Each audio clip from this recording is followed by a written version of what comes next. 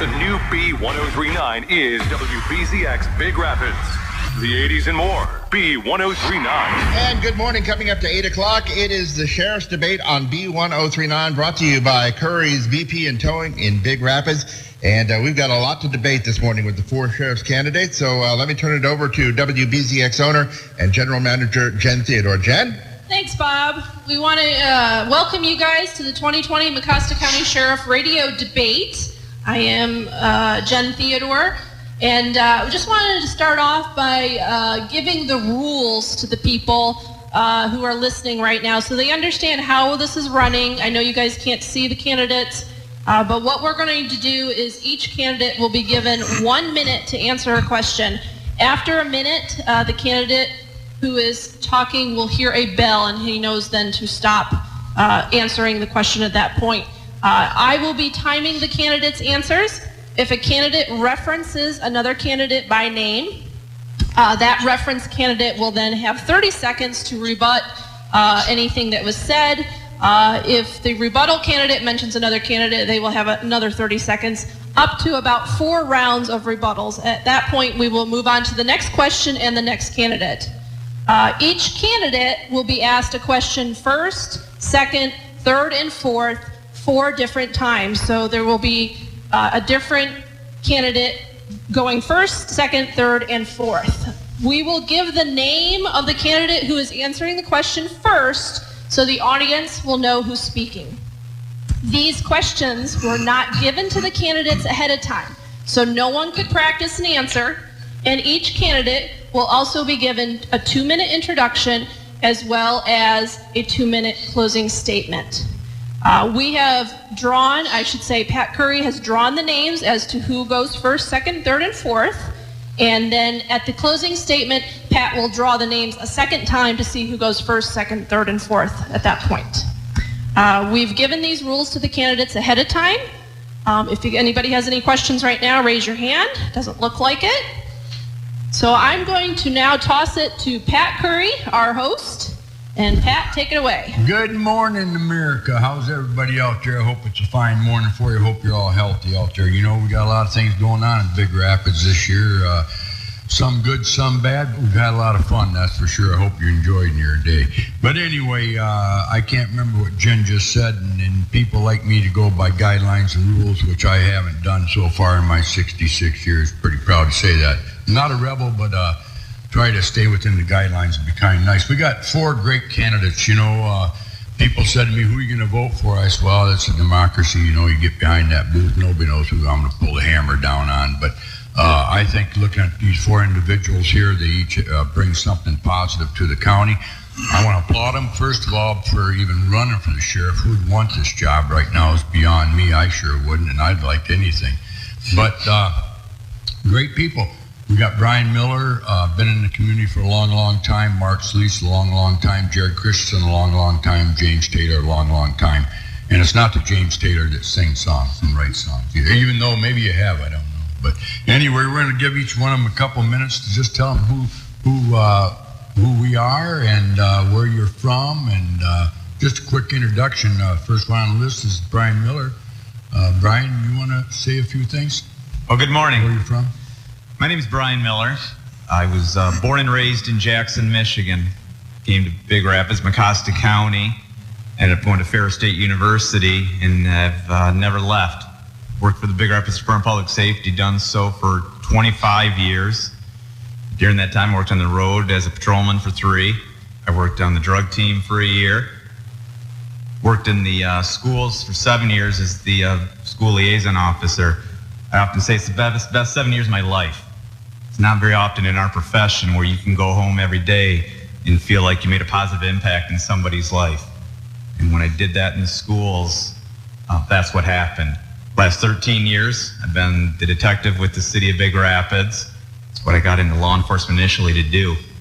I've also worked in Barrington for 2.5 years, being the chief there. I often say that I was born and raised in Jackson, but Big Rapids, Mecosta County is home to me. This is an area where you want to raise your kids.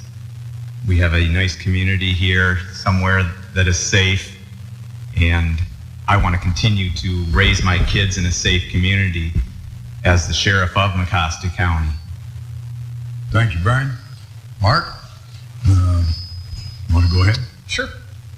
Mark Solis, running for sheriff of Mecosta County. Grew up in Mecosta County.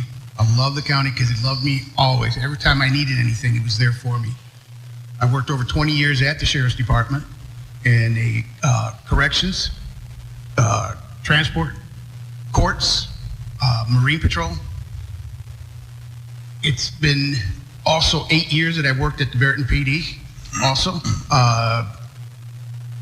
bringing in money for the Barrington PD. I live in Big Rapids since I started. I'm a little nervous here, I guess. So, sorry, Mark. No comment. So, anyways, so yeah, no, I'm really proud. I'm gonna help you out a little bit, Mark. Yeah, no, I'm really proud. I'm really proud to be here. So, I'm really proud to be here. Like I said, I don't have anything lined up as far as what I was going to read, but I guess I'll just talk from my heart. I love being in Big Rapids because, like I said, I grew up here. My parents are, here with me at all times, even if they're not. I built a home. I bought a lot when I was 21 years old. Finished the house at 22. I'm still there at the same home. That's how much I know that I'm dedicating myself to Mecosta. Done several different programs with kids, veterans, seniors, and to me, that's what I try to do. I try to build programs that are going to help the community, and we need to keep going in that direction. There's some challenges we're going to have, but if we're trained, our officers, we train ourselves, lead by example, don't ask nobody to do anything that you wouldn't do, I think we're going to be better off for it. So I'd love to be your sheriff. Thanks, Mark. Jared Christensen. Morning. Morning, Jared. Morning. I'm Jared Christensen, born and raised in Montcalm County in the small town of Sidney. Grew up on my family's farm, throwing hay pretty much every day and picking stones, so that's where I was established. Went to college, decided I wanted to be a police officer. After the police academy, I landed in Lakeview, Michigan. Spent almost 4 years down there serving that community. After that, I came up here to Mecosta County, where I landed my home at the sheriff's office. In my 13th year as a road patrol deputy here. Lived just south of Big Rapids with my wife and 2 daughters. Just some of the things we're looking at as far as being able to serve the community a little bit better, or bringing a drug interdiction program back into our schools. We're looking at something called Botman Life Skills Training, which is like DARE, but K through 12. We establish a program, for age groups. We're looking at getting the drug team back into Mecosta County 100% of the time. So other than those things, we're established, we're here, we're moving, we're taking the first step forward. Thanks, Jared. James Taylor. Hello, my name's James Taylor. I moved here in 1968 when I was just a couple of years old, when my family started Pizza King on Perry Street. It was quite a great experience growing up in a family business and being involved with the students and the community. I got all my education at the public schools, starting in Riverview and then continuing to Ferris, where I graduated with the bachelor's degree in criminal justice. I started with Big Rapids Department of Public Safety in 1994. Quickly moved through the ranks, being a community policing officer, field training officer, promoted to sergeant after 6 years, detective sergeant, doing a short stint with our drug team. I've always been involved in the community. Volunteering, it was something that my parents instilled in me when I was young. I started when Angels of Action started in 2011 and continue to support them and volunteer. In 2010, Sheriff Purcell appointed me undersheriff, where I'm in charge of the budget, personnel, grants, payroll, day-to-day operations in both road patrol and corrections. This is my home. This is my community. I want to protect as your sheriff. Hey, thanks, Jim. Anyway, getting back to what we're going to start here, I brought a buddy of mine in last week and to promote his book, The Wild Things. I'm right now selling them at the gas station. Bruce, I sold 3 or 4 or 5 or 6 or 7 or 8 or 9 or 10 even. Keep going. Half the box is going. Bruce Borkovich, for you that don't know him, got a lot of history in law enforcement. And in his book, it's about the DNR experiences that he went through undercover, that he worked trying to find poachers, which he did do. It's a very good book, so stop in the station and get your copy. I asked Bruce to moderate this today because there's some people out there think, well, Pat's going to be this, Pat's going to be that. Well, Pat is that, Pat is this, and I don't apologize for anything I've ever done. But anyway, we got some good questions, and the question was asked who wrote the questions down. Well, Jen did right here in the studio with some help from the public. So if you wanted a question, coming in the gas station there, I would ask you guys if you have a question for the person running for sheriff. Here's a chance to put it down here. So some of those questions are in here. We have some really good questions, but I'm going to hand it over to Bruce. He's from Public Safety Director at Ferris, done a great job. His people love him. And these guys across from me this morning, they all know him. So they're pretty comfortable with him asking these questions. Bruce, wild things went over pretty good this last week. Hopefully today will go a little less wild. It's gone real well, yeah. But today I'm just happy to be here. There's 4 excellent candidates here who are all community members and love their community. So this is a great opportunity. Well, what we did was we drew names out, right, Jen? We got 1, 2, 3, 4, and the first one we drew out of the box was Brian, wasn't it? Yeah, Brian Miller. So, Brian, you're going to be able to tell us an answer that Bruce is going to ask you right now. Everybody's going to have the same question. Yeah, right. But anyway, Brian, you're first to go. Bruce? And just a reminder, when you hear the bell, please end so that we can keep this moving and get to all the questions. Brian Miller, welcome. Tell us in a quick 1-minute summary what your core values are. My core values. I've based my campaign and the future of Mecosta County Sheriff's Office from the beginning of my campaign with 5 pillars of policing that I would like to make important with Mecosta County Sheriff's Office. Those 5 pillars are: 1, building trust and legitimacy. A community is going to trust and want to work with you. They have to know you. And that falls into my second pillar of community policing and crime reduction. In order to, have reduction in crime, you need to empower that community and make them feel like they have control over some things. Pillar 3, training and education, especially in today's society.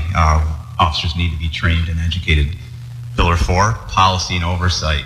You can't just have people running wild in your agency. There needs to be some policy and oversight. Yes. Thanks, Brian. Mark Solis, tell us in a quick 1-minute summary what your core values are. Family, God, country, Mecosta County. I believe that everybody should be treated the same. There should be no, different treatment of people by their color, race, or religion. I believe that with respecting every single person that we have to come in contact with does gain that respect that you want to gain, not give. You need to earn the public's respect. And by doing that, you need to be out there and talking to people. You need to get out of the vehicles. That's one of my platforms, is I want to be out in the community. My office should be out in the community, out in the road, not in the office. We all have to do that. But the idea is to get out there, talk to people, because they're going to let you know what's going on in their life too, good or bad. That's how we make the difference. We make the difference by getting out there and talking to people. All the officers have to do the same thing. Like I said, we lead by example. Always judge a man. Thanks, Mark. Morning, Jared Christensen. Tell us in a quick 1-minute summary what your core values are. Mine are pretty simple. It's honesty and integrity. If you can't look a man or woman in the eye and tell them the truth, you have no worth to me or anyone else at that point. Integrity, it's doing the right thing when nobody's looking. And they go hand in hand with police work all the time, 100% of the time. We're not monitored 24/7 by a supervisor. We have to do the right thing all the time. And obviously we're seeing that now, in our world with the world of cell phones and video. We just need to be doing the right thing when nobody's looking all the time. Thank you. Thanks, Jerry. Yeah. James Taylor, tell us in a quick honesty, one. integrity, character, and accountability. I think most importantly in building community trust are those four things. When you speak to the community and when you're involved in the community, that they see that in you. You also need to have community involvement. They have to take accountability also for themselves, and together we need to work together. Thank you. Thank you. Okay, Bruce, Mark, you're up for the first answer to this question. Sounds good. All right, Mark Solis. What inspired you to run for this seat? Well, I've always loved helping out in the community, in uniform or out of uniform. My grandfather was a deputy sheriff in Texas. My great-grandfather was a constable in Texas also. So law enforcement has actually been there. My son wants to grow up to be a law enforcement. But the idea is you can help so many people, reach out to people that normally you would not have contact in any other kind of job. So to me, it's always been there. I did over 20 years at the sheriff's office, worked over here at Barrington, also as a, vehicle inspector. So it's just in my heart. It's a passion. Thanks, Mark. Jared Christensen, what inspired you to run for the seat? I would say my coworkers. Before I ever even thought of this, I had numerous coworkers come to me, and present this idea to me, which got me thinking. I invest in people. My coworkers will tell you that. I don't just invest in them as coworkers. I invest in them as a person outside of work. I know their families. I know what they do. I know their hobbies. I know when their kids are sick. I know when a family's struggling and we need to help them out. That's just been something that I've done since the day I landed here and will continue to do forward. And James Taylor, what inspired you to run for this seat? From the beginning, I believe it was watching Sheriff Purcell in the early days of me being the undersheriff. We had quite a few things that happened in the community that the community came together, and Sheriff Purcell was always there and always available. That has inspired me because I have always believed in the community. I've been a police officer and I aspire to do the same, in being a part of the community and continuing that great tradition. Thank you. Okay, now the next one's going to be Brian Miller. Brian Miller. No, we had to finish with Brian, though. Oh, that's right. Yeah, so that's all right. So Cookie, you've forgotten about. Yeah. Brian, I won't forget you. I like me. Brian Miller, what inspired you to run for the seat? Well, from day one, being in law enforcement, I got into law enforcement to be involved in the community. It wasn't an afterthought to me. I don't think the community can truly support you if they don't know who you are and you don't know who they are. I think that's important. I'm passionate. I'm driven. I'm in things to make a difference. And that's why I chose to do this. I had a deputy ask me, why are you running for sheriff? You're the face of the Big Rapids Department of Public Safety. You've been there so many years. Why? Because I want to make a difference. I care about the men and women of that office, and I think that if they feel that they're cared about and appreciated, they're going to do a better job. They do a better job. They're doing a better job for the people of Mecosta County. And I think that's ultimately what it comes to. I care about this community, and I want to make it better. Well, that's one thing you all have in common, isn't it? You care about people. That's great. That's why I say you're all great people. Thanks. Okay, Jared. It's going to be Jared now. You're in the hot seat. Jared Christensen, one of the hardest parts of being sheriff is keeping personnel motivated. How will you keep your staff and officers motivated? Well, that's a good question. I actually saw a quote yesterday that said bad behavior without discipline and good behavior without praise creates unmotivated people. And I think that quote speaks volumes. When people do good things, we need to show them that they do good things. And then when people do bad things, there needs to be some sort of discipline involved. Makes your good employees better, and it weeds out the bad employees. Thank you. James Taylor, one of the hardest parts of being sheriff is keeping personnel motivated. How will you keep your staff and officers motivated? I think it starts with recruitment. Recruitment and also the current staff that you have, giving them ownership in the tasks that you do daily. Make them a part of the changes that you want to make and encourage them to be involved in it. The same with discipline. I agree with that. When bad behavior goes undisciplined, it brings motivation down and brings morale down. So you can't let that happen. Brian Miller, one of the hardest parts of being sheriff is keeping personnel motivated. How will you keep your staff and officers motivated? As I said before, I'm a passionate person. I put everything I can into my job, and I feel that if the employees know that and that they respect you, which is huge, that they will buy into what you want to do. I intend on working shoulder to shoulder with the men and women of the sheriff's office, not putting myself at a higher standard. We're all one. Everybody has a job. Everybody has a role. I'm a big team player. Everybody brings something to the table. I intend on getting out with the guys and girls of the sheriff's office at least once every couple of weeks and working on the road with them. Not to watch them, but to show them I'm one of them. I can learn from them as much as they can learn from me. To do the same thing in the jail. I think that's important. Again, you care, appreciate for somebody and hold them accountable, and there's going to be buy-in. I also believe that people need to be acknowledged for good things that they do, quality things they do. Say you save a life. Thank you. Mark Solis, one of the hardest parts of being sheriff is keeping personnel motivated. How will you keep your staff and officers motivated? Lead by example. Every person counts here. We're as strong as our weakest link. We need to get together and make a big team. That's one of the things I've always done, is develop teamwork. With teamwork, we can get everything accomplished. Obviously, training. We have to train side by side. You know, I was a trainer for PPCT, a trainer for cage, a trainer for handcuffing, everything that goes with it. And with good training and leading by example, not make anybody do anything I wouldn't do, I think that's the way to do it. All right.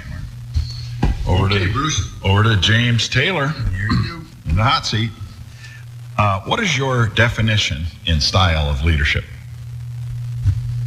You know, of the three styles of leadership, autocratic, democratic, and laissez-faire, I believe that sometimes there is all of them that need to be used. I prefer a democratic, but under an emergency or urgency, you need to be autocratic. During good times, when things are going well and morale is high, maybe a little more laissez-faire. But I believe that you should lead by a democratic leadership and have people have buy-in and accountability for your goals.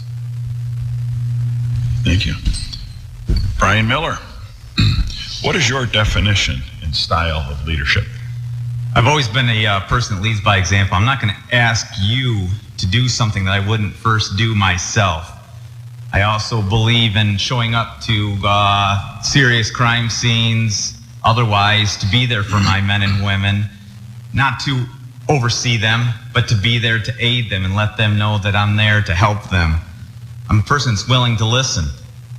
I don't think you can be a true leader without being able to listen to people and take in what they're saying. I coached a lot of youth sports through the years, and I always found it was easier to be tough and hard and to set a standard with kids early on, and as you went along, to loosen things up instead of going in and being really loose from the beginning, because things are able to get away from you, and I don't think that's a way to do things. Thank you. Mark Solis, what is your definition and style of leadership?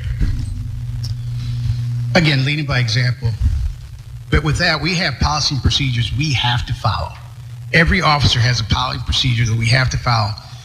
If officers go off the side of the policy and procedure, then we have to treat them fair but firm. That's what's going to make the officer do what he needs to be doing with the community. They need to be out there gaining the respect of the public. They need to be out there talking to people. And like I said, policy and procedure is what's going to keep us straight and narrow. And policy and procedure can always change one way or the other, but we have to abide by policy and procedure. And Jared Christensen, what is your definition and style of leadership? It's definitely by example. You don't ask somebody to do something that you wouldn't do yourself. And honestly, Bruce, I'm going to go back to a story that you might not remember, but the first time we met was at a homicide, and it was out in the county, and you had came down with coffee and cheeseburgers and made sure the 4 guys that were out in the rain getting cold and wet for 4 hours had gotten fed and got warm coffee that night before anybody else. And that has stuck with me for all these years. A guy that I didn't know came down and did that for me, when it wasn't his scene. It is something that, has always stuck with me, and I would carry on definitely through my career with my people. Thank you. That tells you how good a leader you were. Yeah. Every once in a while. Oh, buddy, reminds me of myself. Okay. Back to Brian. Brian Miller, what is Mecosta County's most pressing law enforcement issue? Most pressing law enforcement issue is the drug problem that we have, and I would not be surprised if we don't go down the line here, and that's the answer that most of us say. We have a huge meth problem, heroin problem, which in turn leads to other criminal acts to support those habits, stealing, violence, and otherwise. I think that needs to be addressed. We need to educate kids at a young age about those dangers. It's very important that we start doing that because things are beginning to get away from us. It's an epidemic. And that's the big problem that we need to adjust before it gets out of hand even further. Thank you. Mark Solis, what is Mecosta County's most pressing law enforcement issue? Well, definitely drugs, obviously, is going to be one of the ways that people are going to get in a situation where you bring your family and your friends, with you because they're going to be caring about you. But we've always had that drug problem, and we can beat it. We can do this, and that's obviously by getting out there, educating our children, educating the parents, and anybody else that might have a drug problem. But we do also have that COVID-19. That's pretty much has come to a major situation, and I think them kind of situations are going to be coming up a lot. There's a lot of emergency things that are going to be coming up, but I think COVID right now would be one of the things that we definitely need to be looking at because people just want to get back to normal, and that's what we're going to do. Get back to normal and do the right thing. Thank you. Jared Christensen, what is Mecosta County's most pressing law enforcement issue? It's definitely drugs. Our deputies daily are dealing with a meth and heroin epidemic here. A lot of overdoses that we're dealing with constantly. That was something I mentioned in my opening statement about starting with our kids and getting a drug interdiction program back in our schools. DARE was 1% effective with 6,000 students in our school districts here. We're making an impact on 60 kids, and if we can keep 60 kids off drugs in our community, it's worth every penny. Every penny. Thank you. James Taylor, what is Mecosta County's most pressing law enforcement issue? I agree, it's a drug problem, and Mecosta County and the city police and Ferris has excellent officers and deputies working hard every day to continue that fight, especially against meth and heroin. I believe that one of the bigger issues we have is something that's carried through all of our careers, and that is continually gaining the trust back from all the community members. It seems that something happens every year where we can have to continue to do this. And I think through an aggressive education and community policing and school resource program and recruiting quality police officers, we need to be able to engage in the community every chance we get and be a part of this community that we serve. Thank you. All right, Mark Solis, you're in the hot seat. You're number one. Let's get her.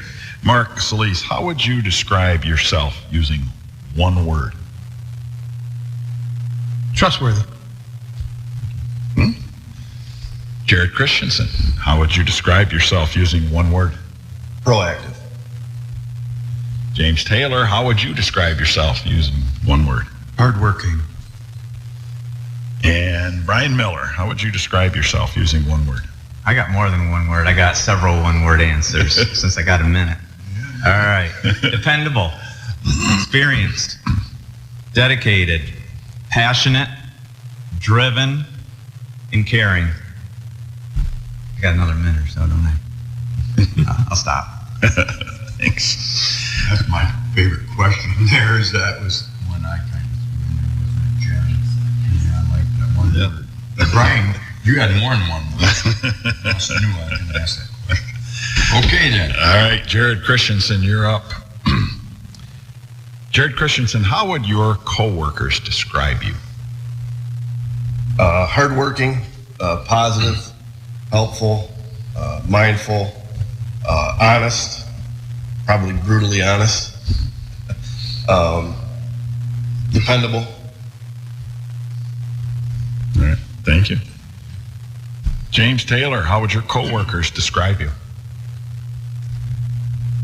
Being a supervisor for over 20 years, they probably describe me as a pain. That is one of the challenges that come with being a supervisor and being held accountable for everything that happens in the office. I also have people that describe me as hardworking, passionate, career-driven, proud, and confident. Thank you. Brian Miller, how would your coworkers describe you? God-fearing, loving father. Nothing comes before my family. I love my family more than anything in this world. Hardworking. Nobody's going to outwork me. I try to find somebody. I'm helpful. I'm honest. I'm dependable. And respected. I had a deputy reach out to me and this 4 or 5 months ago and said, Brian, no matter what happens, when you're elected, you have the respect of everybody at this office. And it's not just that office, but it's every office in this area. So, thank you. And we're in the hot seat. James Taylor, number one. Tell us. Oh, I'm sorry. I'm sorry. Excuse me, Mark. That's fine. I knew I'd make a mistake here. I'd probably make another one. Mark, how would your coworkers describe you? Hardworking, honest, fair, helpful. Pretty good, Mark. Thank you. You're listening to the Mecosta County Sheriff's Debate live on WBZX B1039. Pat? Bobby. Hey, how do you get that in there, Yeah, that's right, yeah. We'll catch heck if we don't get that 103 the B. By the way, it's brought to you by Currie's BP and Towing. 103 B. Bobby, I love you, Bobby. Hey, we had to break up. Anybody got to go potty or anything? No, Pat, we're going to keep going. We're going to keep pushing. All right. I know I have 72 questions to go. Coffee in the morning, we're at that mid-age crisis of our lives, We only hold so much back. All right, All right, Bruce. All right. James Taylor, you're in the hot seat. Tell us one thing you have done in your career that you would have done differently.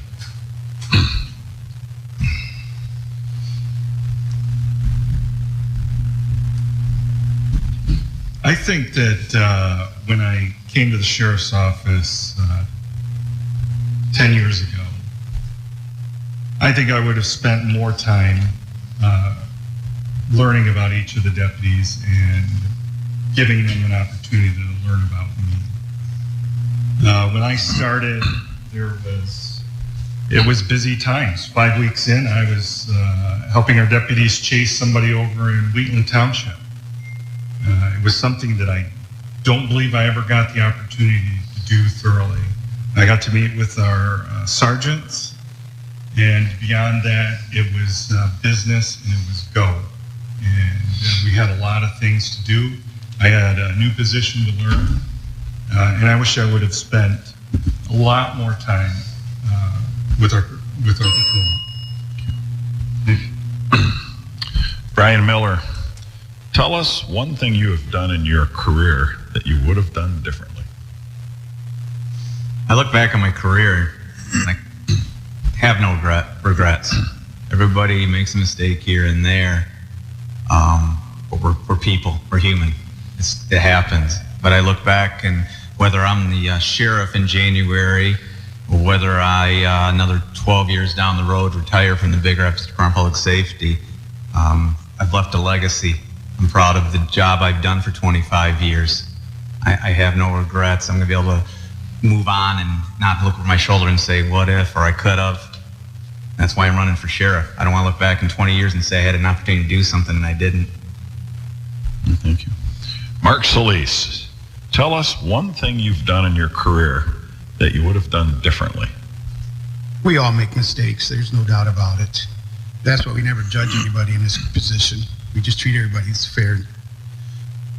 I would honestly believe that training more in the positions would make me a better person. I am very respectful about people's lives and how we treat them, and with training we can gain that.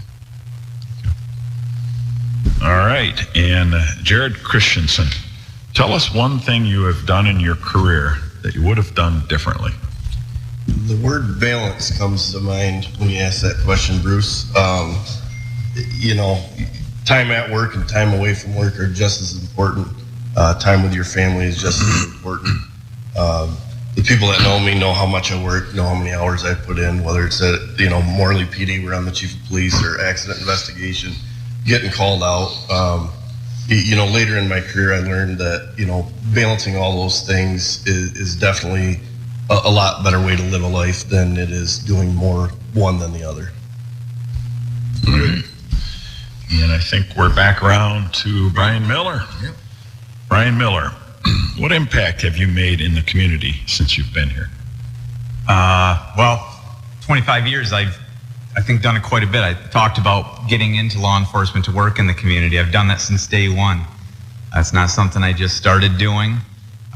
One thing about me is I'm consistent. There's not ups and downs. I've done that from day one. You look at Woodward Avenue, it's probably the one thing in my law enforcement career I've been most proud of. 10, 12 years ago, Woodward Avenue was a big problem. We had a lot of drugs, a lot of activity over there. I took it upon myself to begin doing some surveillance intelligence, gathered up other law enforcement. We ran a couple of details in there and cleaned up Woodward Avenue. And I think that's a big thing. That's a starting point. I've done a lot more, but that's something that was important to me in my 25 years here. Okay, thank you. Mark Solis, what impact have you made in the community since you've been here? Well, spearheaded Rocket football. That was a huge thing that I believe that made a huge impact in the community. I believe there was 200 kids every year that that came in, trusted us to be their coach and be a leader. Veterans Hope Memorial Park, excuse me. That was a huge one also. I mean, it took us 4 years, but with all this things that, you know, I believe that we accomplished, you know, it's never been an I, it's always been a we. I could never done it without a team effort. Thank you. Jared Christensen, what impact have you made in the community since you've been here? Well, I'm your blue collar guy. I'm the guy that works nights, weekends, and holidays. You know, I know what it's like to work in a factory on a midnight shift. I know what it's like to throw 1,500 bales of hay. You know, in dealing with all those people throughout the years and having that experience of knowing, you know, where they're working and what they're doing and how hard it is. You know, my experience with them is to be able to treat them the same because I've been there. So we'll see you on night shift. Thank you. And James Taylor, what impact have you made in the community since you've been here? I think the biggest impact was 5 years into my career when I became the downtown district officer for Big Rapids Police. I had the buy-in from Director Courtney and Attorney Eric Williams to develop a program to reach out to all the students in the downtown district and relieve some tensions that were there between the local residents and business owners. For 2 years, I met with 400 to 500 students when they moved into their apartments and met with their families and told them the rules of the town and also what our quality of life was and what we expected from them. I believe it had a lasting effect and set an example for the future for policing and being part of those areas. I plan on doing the same countywide.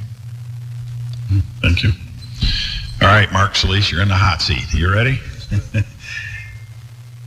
Mark, if the governor passes an executive order requiring the wearing of masks, will your sheriff's office aggressively enforce it? Good question, Bruce. I know, like I said, that's on everybody's mind, countrywide. An executive order is considered a misdemeanor, but not jailable. So you have to take things and what is the main concern as an officer at that point. If you have a domestic going on and you have a mask, you can't take a mask complaint. You have to go to the domestic. What happens though is people are refusing to wear the mask, and that's their right. But if it comes into a conflict, then you have to attend to that. But I think masks are good. If you wear a mask, you might save somebody's life. Personally, if I go to whatever store is required a mask, I'll put one on if it's required. If I don't want to put one on, then I'll walk away. But I think we all need to do our part to keep America safe. Thank you. Jared Christensen, if the governor passes an executive order requiring the wearing of masks, will your sheriff's office aggressively enforce it? No. I've answered this question a lot in the last month, to be honest with you. The truth is, I don't work for the governor. We don't take orders from the governor. We're bound to the Constitution of the United States. We're bound to the Constitution of Michigan. If it were to become law and go through the legislature, I'd say yes, absolutely. But until that process takes place, absolutely not. Thank you. James Taylor, if the governor passes an executive order requiring the wearing of masks, will your sheriff's office aggressively enforce it? The broad answer is no. The laws that we adhere to are those enacted by the legislature. The governor's EO of executive order of wearing masks is, I believe, a Department of Health issue. But I do believe that we are here to help the community in these challenging times, and I think that we should respond. And if there is some offense or law that was broken, that we would handle that. If not, we would turn it over to the health department. But I believe that ultimately you need to respect the people in your community, and if they require a mask to enter a residence or a business, that you adhere to that. And I think that we all need to go through this together. All right, thank you. And Brian Miller, if the governor passes an executive order requiring the wearing of masks, will your sheriff's office aggressively enforce it? Let's take out the word aggressively. All right, I think every situation is individual in and of itself. I don't think you can go and be aggressive in any circumstance or situation. People just need to remember the social distancing, use common sense, hygiene, safety. I feel that's really important.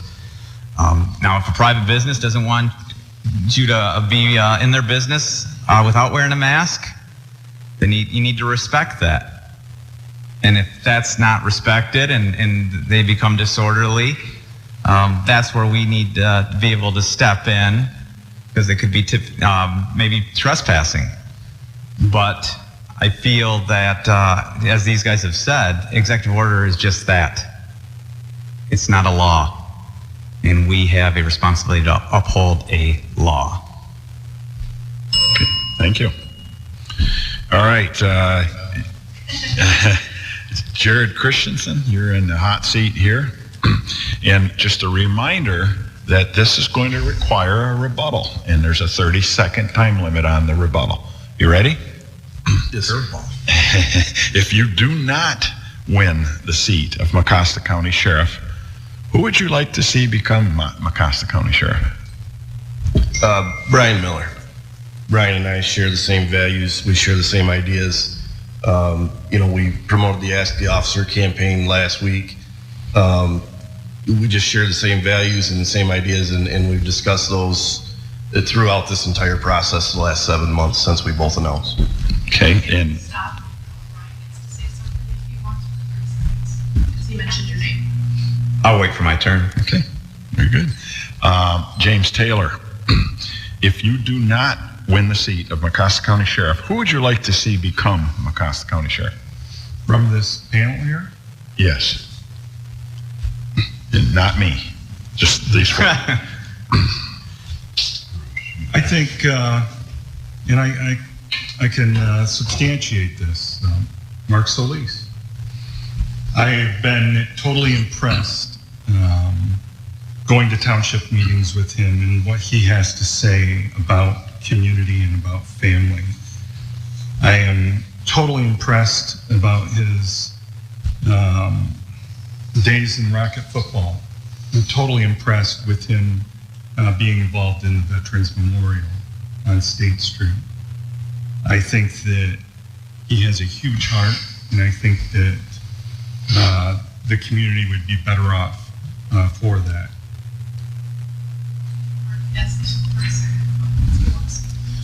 Thank you, Jim.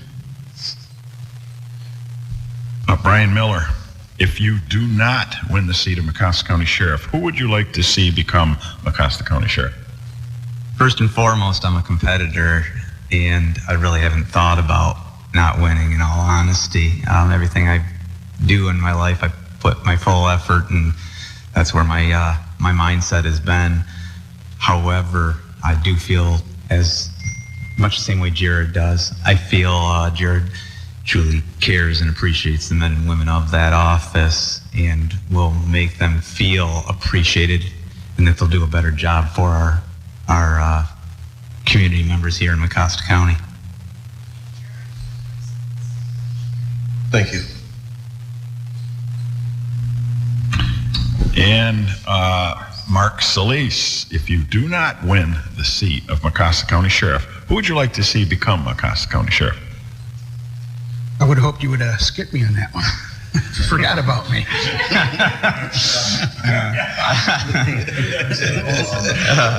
That would have been a good one. Well, everybody here is a great candidate. You know, that's what I keep hearing. Everybody's a great candidate. So I have to get back down to who I've done more work with. And not even just at the department, but outside in the community. And with Brian Miller, we did teen dances that, we started helping the kids with Rocket football. He was always there by my side. So he's been there more, not that, I just hadn't had the honor or pleasure to work with Jarrett and Jim, but I have had the opportunity to work a lot with Brian in the community. So I would have to go with Brian. Thank you. Okay, you mentioned 3 candidates' names. Each of them get to say something. I'll go first. Brian will go first. All right. Well, thank you, Mark. Mark and I go way back. When he started the Rocket football program here, we didn't have that program, and he took it all on himself. And I can tell you that I don't know anyone that cares more about the community in Mecosta County. I'm not going to mention his name because then he has to go against this guy. Okay? So, he is a God-fearing and loving person. And then you mentioned Jared. Jared's next, yeah. Mark, I wish I could have worked a day shift so you and I could have experienced a lot more stuff over the last 13 years. And Jared. James. 30 seconds. It was one night about 2:30 in the morning, Maple Street Bridge. The jail had just released somebody, and he was on Maple Street Bridge and going to jump. We called Mark Solis from the jail, and within several minutes, he talked him off the bridge, and the guy was safe. Thank you, Mark. Thank you, guys. All right, James, in the hot seat. James Taylor, what was your last good deed? Last good deed. That's a tough one, eh? We all have good deeds. I think it was just a couple of weeks ago, an old friend of mine from my days in the city who I've kept in contact with. She's 96 and lives here in Big Rapids, and she called me and was crying and said, no one will take me to Walmart. I stopped everything I was doing and went to her house and spent the afternoon with her. And I've seen her several times since then. And I think that it's those types of relationships that make you the person you are and make you better for the community. And I can't wait to see Effie again. She's a wonderful person. Brian Miller, what was your last good deed? You don't do good deeds for acknowledgement. That's not the reason you do them. You do them because who you are. But last evening yesterday I spoke to a mother of a former student of mine when I was in the schools. I built up a relationship with them through the years, and she reached out to me because her son was using meth, and said, I'm looking for direction, I'm looking for help, and but he's not going to do it willingly. Well, last evening, about 10:30, I get a call from her saying that she was taken to the hospital because he was having trouble sleeping, and he asked her for her to call me and so he could talk to me. And we're going to meet later because he wants to just speak to me and see what, I guess, as a shoulder to cry on, but somebody to speak to. So that meant a lot to me. But again, thank you. Mark Solis, what was your last good deed?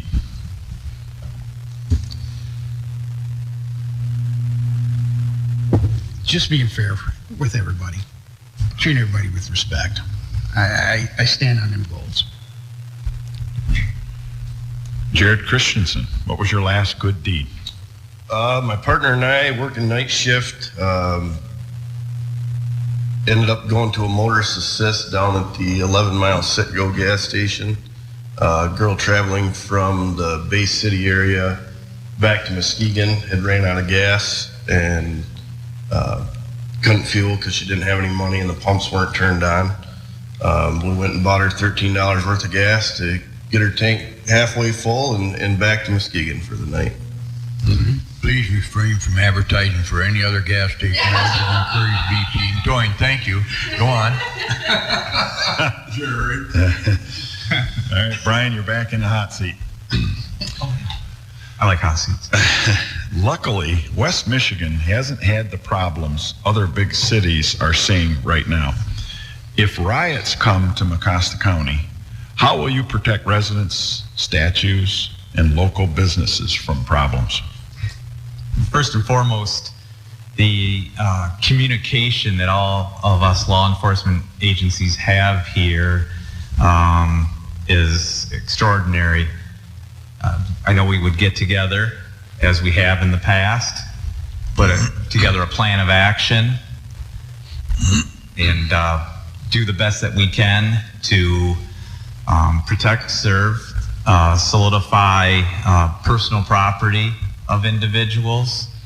It would be a team effort, just like anything. It's not one person. It would be a group effort, and everybody would have a thought to bring to the table, and we would take that thought and do the best that we could. Thank you. Mark Solis, luckily, West Michigan hasn't had the problems other big cities are seeing right now. If riots come to Mecosta County, how will you protect residents, statues, and local businesses from problems? Again, it would never be an I, it'd be a we with all departments.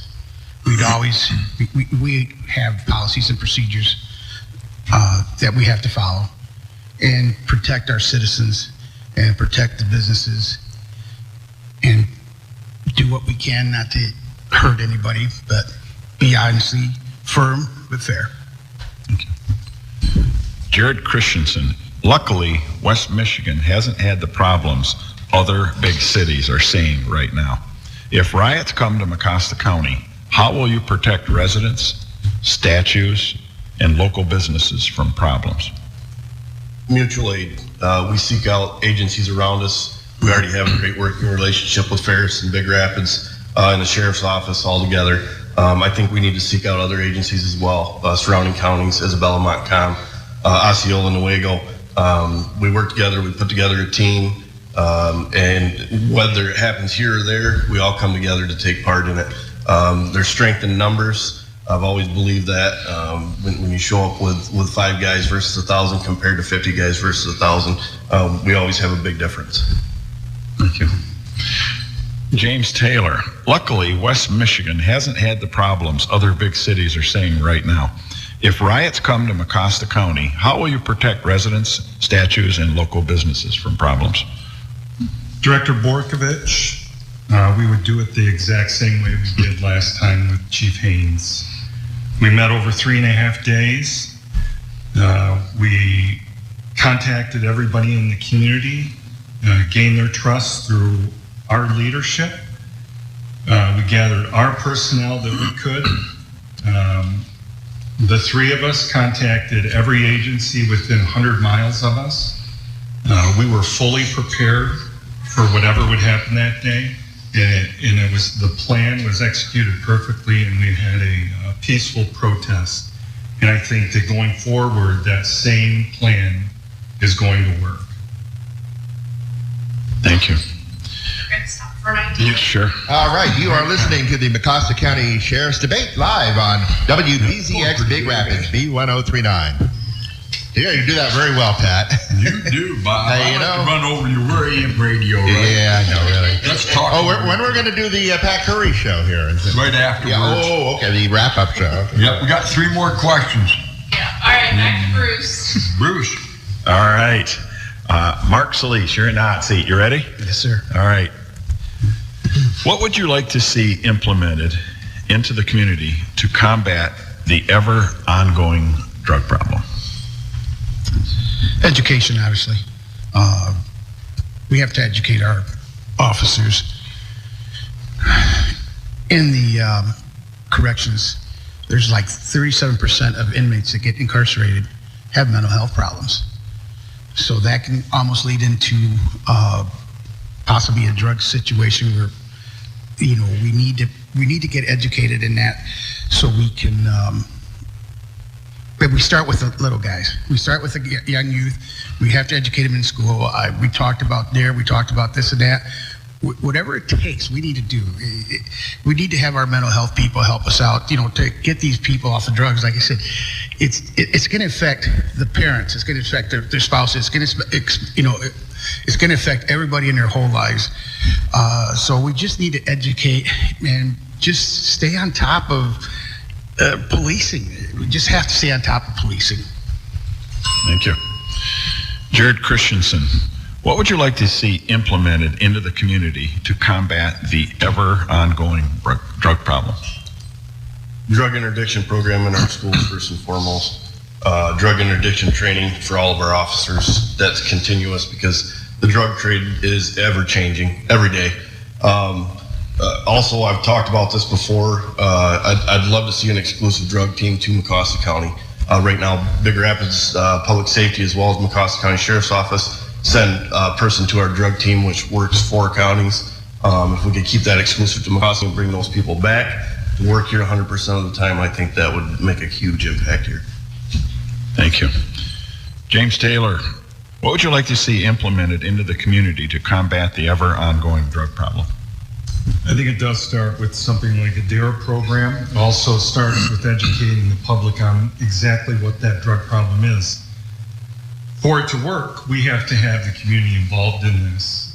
We can't win this on our own. I think that we need to meet in all of the communities of Mecosta County and get their involvement in it.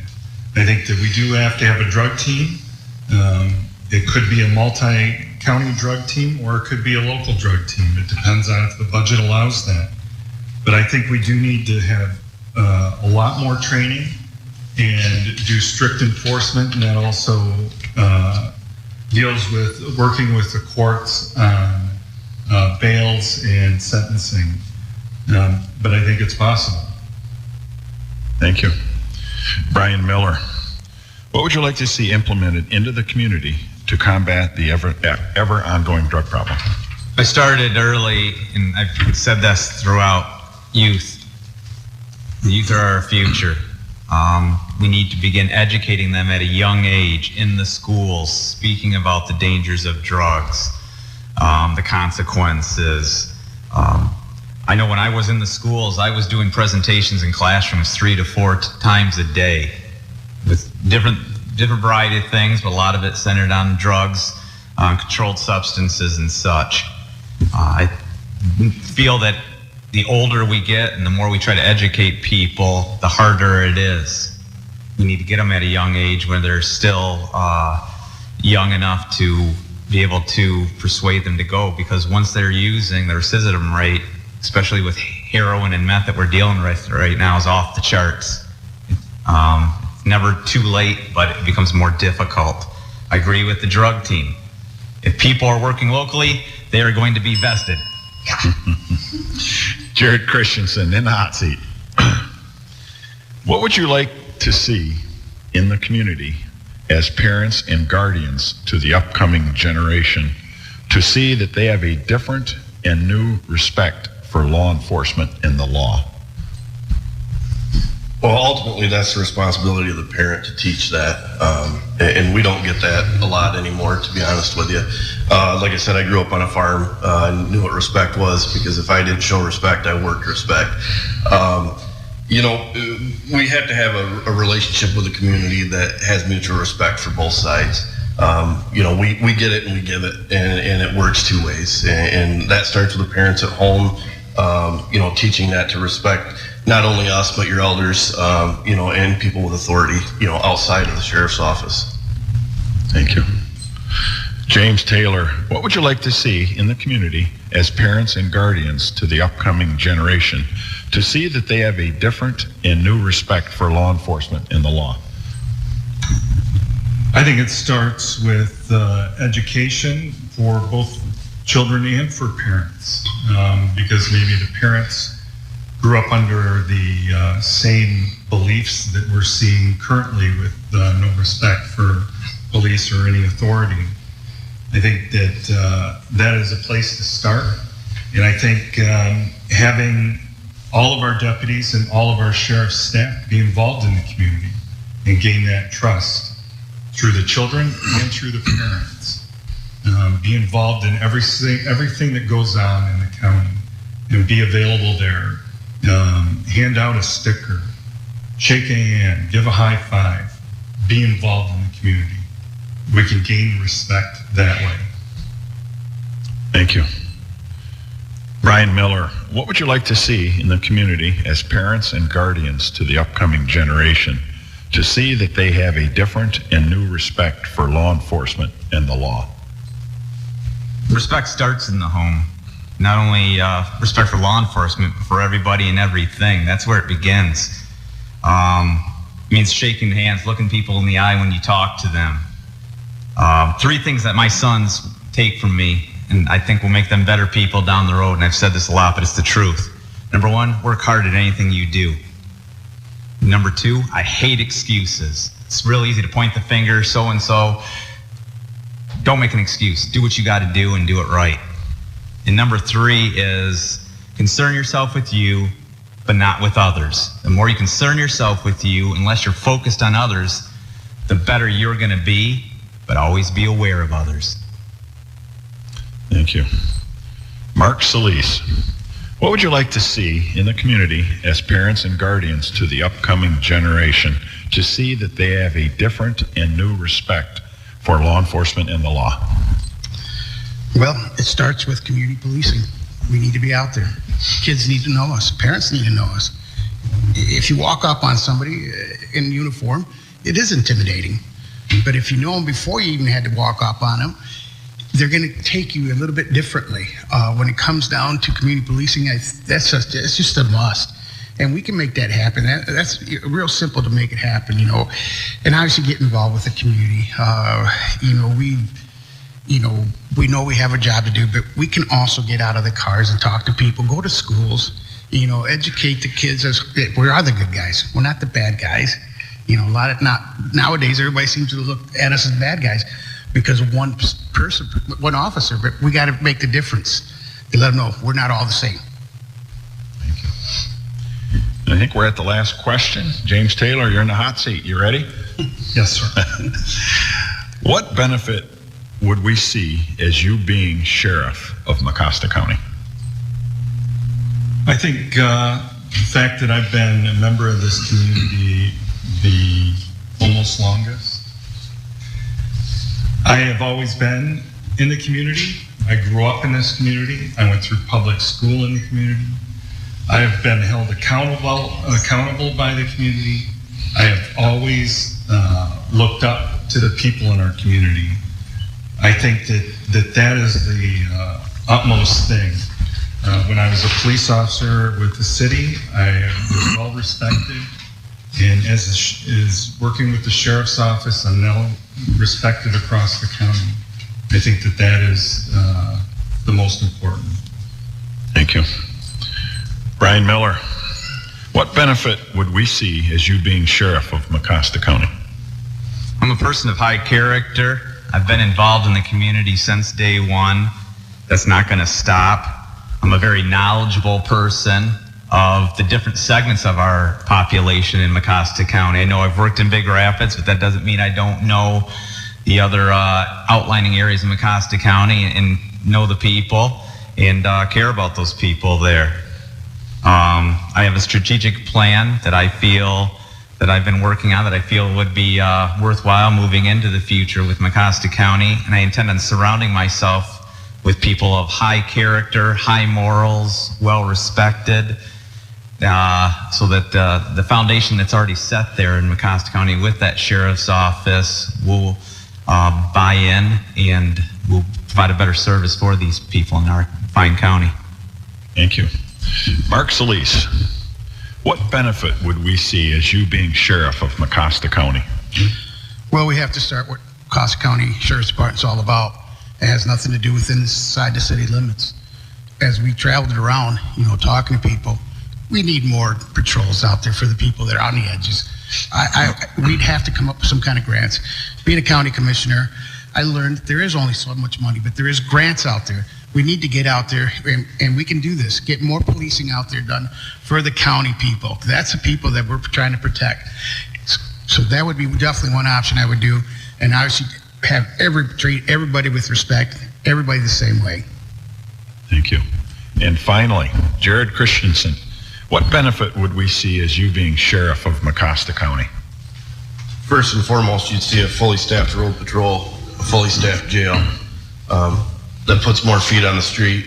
We'd have patrols from Millbrook to Barrington to Grant Center down to Morley, continuously, constant.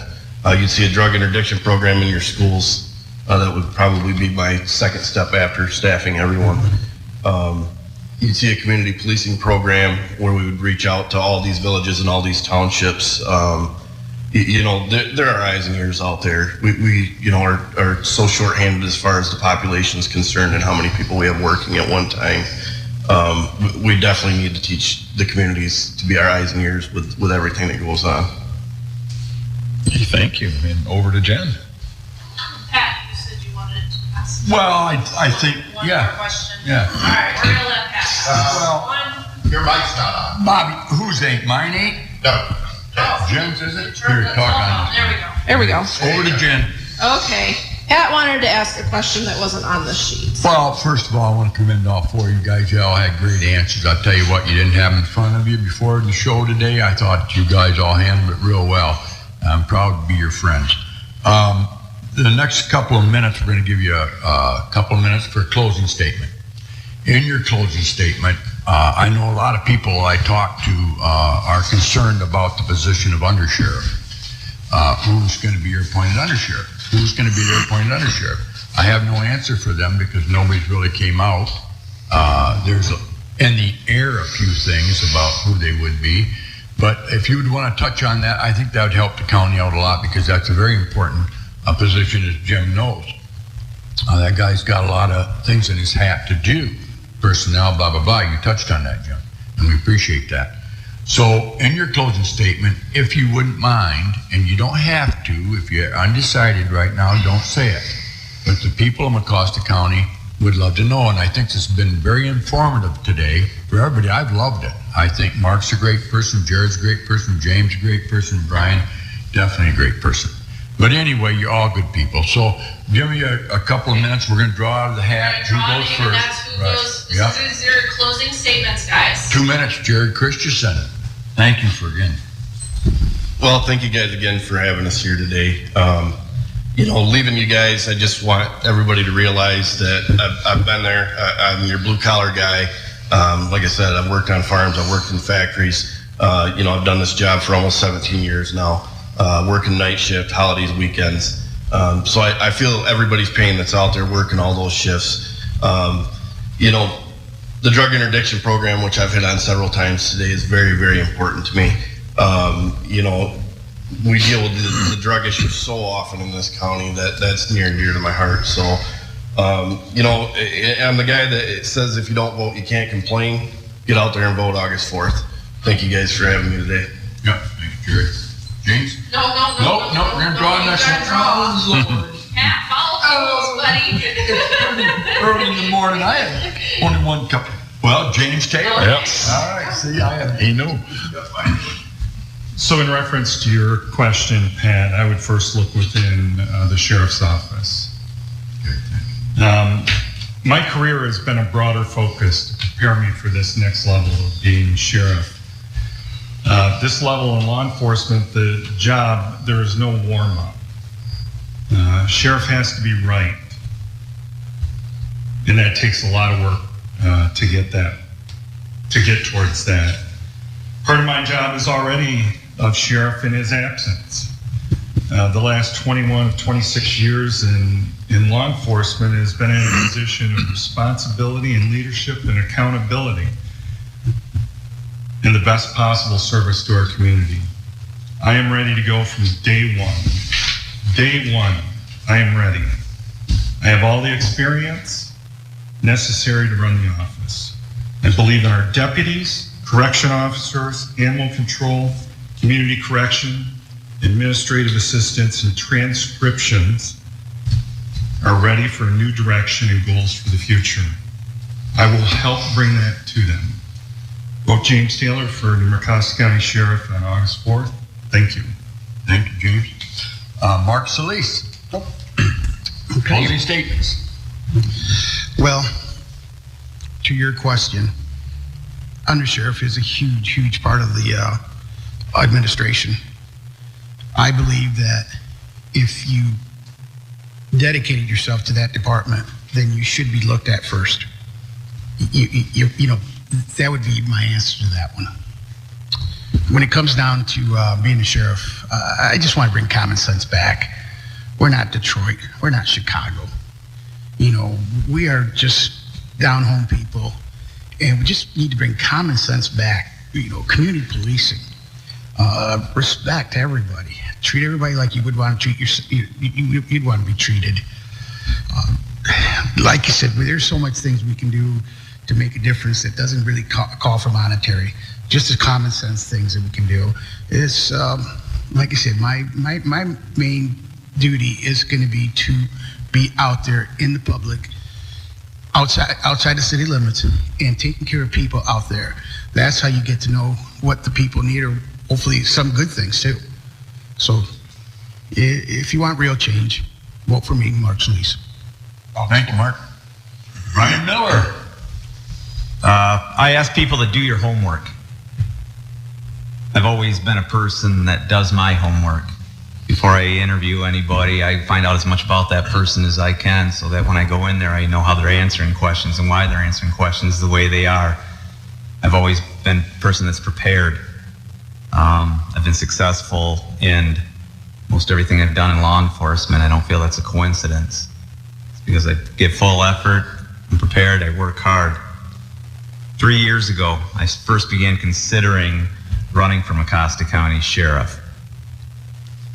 There was one person only, that I thought could be my undersheriff. And I did that because of the high character, morally sound person they are, the respected person they are, the caring person they are. There's not many people that I hold to a higher standard than this person. I remember the day too exactly. I was coming back from Grand Rapids. It was January of 2017. I just saw an orthopedic surgeon on a left shoulder that I've since had replaced. And I'm driving back, and I began considering the future. I called this individual, and I said, I'm thinking about running for Mecosta County Sheriff. This would be down the road, but if I did this, would you be my undersheriff? Without hesitation, he said yes. I wouldn't have done it without him. I think the two of us together and the foundation that's there could bring about change the culture there, and change the culture for better for Mecosta County community members. That person is Michael Williams. He's a Mount Pleasant city officer, been there 13 years. He worked at the Mecosta County Sheriff's Office for 8 years, was a sergeant in the jail. He is my man. Thank you. Well, that's 2 minutes. Well, that was 2 minutes. Yeah. All right, Jen. I'm tired. It's been good, though. Pat, fun. one last thing. Thank you for coming and sharing. And remember to go vote August 4th. That's next Tuesday. I have 30 seconds. Bobby, take it over in there. I'll be in a minute. All right, Jen, anything we need to add before we finish up here? I'll be right in. We do want to thank 103.9. Thank you very much, Pat. The B. It's not new anymore either, but it's just like new every day. Well, thank you to all of the candidates for coming in once again. August 4th. All right, I'm going to fade them out. I think they're done over there. And now it's time for coffee and donuts. Anyway, that is it for the sheriff's debate for Mecosta County Sheriff, the Republican primary coming up next Tuesday, August 4th. It is B1039 at 15 after 9. Serving the universe from the top of West Michigan, the new B1039 is WBZX Big Rapids. The 80s and more. B1039.